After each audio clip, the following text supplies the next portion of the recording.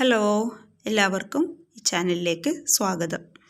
ഞാനിവിടെ ഒരു കൊക്കോഡാമയാണ് കാണിക്കാൻ പോകുന്നത്. കൊക്കോഡാമ എന്ന് പറഞ്ഞാൽ 16-ാം നൂറ്റാണ്ടിൽ നിലവിലുണ്ടായിരുന്ന ഒരു ജപ്പാനീസ് കലയാണ്. കോക്കെ എന്ന് വെച്ചാൽ മോസ്, അതായത് പായൽ, ഡാമ എന്ന് വെച്ചാൽ ബോൾ. അപ്പോൾ മണ്ണിനെ വളവും ചകിരിച്ചോറും ഒക്കെ ചേർത്ത് കുഴച്ചെടുത്ത് ഒരു ബോൾ രൂപത്തിലാക്കണം. അതിൽ ചെടികൾ വേരോടെ വെച്ച് പിടിപ്പിച്ച് പുറമേക്ക് പായൽ വെച്ച് പിടിപ്പിച്ചിട്ടാണ് ഇത് ചെയ്യുന്നത്. പായൽ മഴക്കാലത്ത് മാത്രമേ ലഭ്യമാവുകയുള്ളൂ.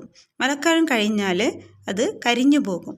അതിന് പകരമായി സ്പാഗ്നം മോസ് ഉപയോഗിച്ചാൽ കുറച്ചുകൂടി ഇത് ലാസ്റ്റിംഗ് ആയിരിക്കും.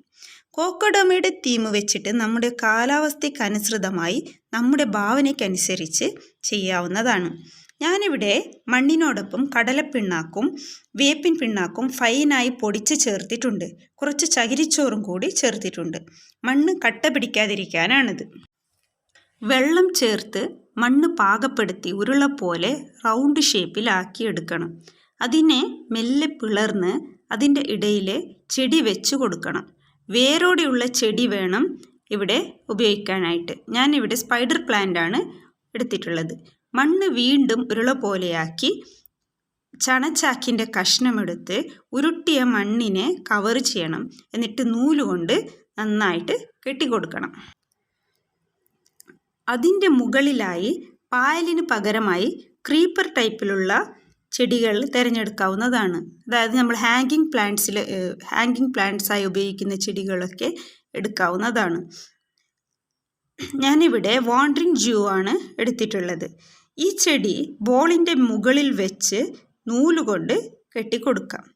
എന്നിട്ട് നന്നായിട്ട് അതിനെ ചുറ്റി വരിഞ്ഞു കൊടുക്കാം. ടർട്ടിൽ വൈൻ, ക്രീപ്പിംഗ് ചാർലി ഇതുപോലെയുള്ള ചെടികളും ഇതിനു വേണ്ടി ഉപയോഗിക്കാൻ പറ്റും.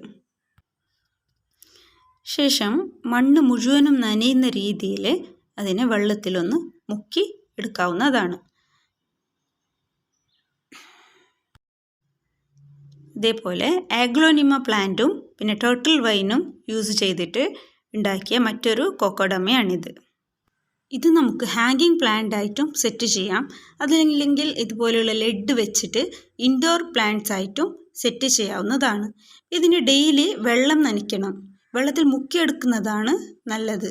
പിന്നെ മാസത്തിലൊരിക്കലെങ്കിലും ലിക്വിഡായിട്ടുള്ള ഫെർട്ടിലൈസേഴ്സ് സ്പ്രേ ചെയ്ത് കൊടുക്കണം. ബോളിൽ വെച്ച് പിടിപ്പിച്ച ചെടി വളരും തോറും ട്രിം ചെയ്ത് കൊടുത്താൽ നല്ല പച്ചപ്പോടെ ഭംഗിയിൽ വളരുന്നതാണ്. അല്ലെങ്കിൽ ഹാങ്ങിങ് പ്ലാന്റായി ഉപയോഗിക്കുമ്പോൾ താഴേക്ക് വളരാൻ അനുവദിക്കുകയും ചെയ്യാം. നിങ്ങളുടെ അഭിപ്രായങ്ങൾ കമൻറ്റായി രേഖപ്പെടുത്തുക. വീഡിയോ ഇഷ്ടമായാൽ സപ്പോർട്ട് ചെയ്യുക. മറ്റൊരു വീഡിയോ ആയി വീണ്ടും കാണാം.